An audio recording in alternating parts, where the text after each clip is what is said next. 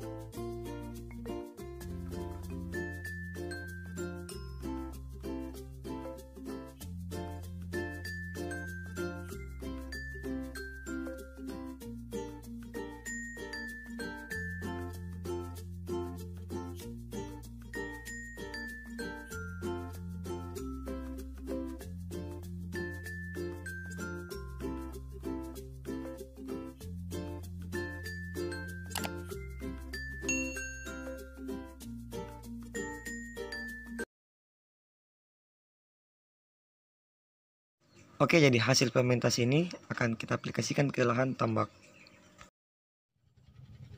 Ya, itulah tadi bagaimana tutorial cara membuat makanan alami tambak udang vaname menggunakan bakteri. Selanjutnya kita diamkan kurang lebih 2-3 hari agar bakterinya bisa bekerja dan siap untuk ditebar ke lahan. Semoga bermanfaat. Jangan lupa like, comment, and subscribe dan share ke banyak-banyak teman. Terima kasih. Assalamualaikum warahmatullahi wabarakatuh. Salam Reza Vaname Official, channelnya ilmu perikanan ada di sini.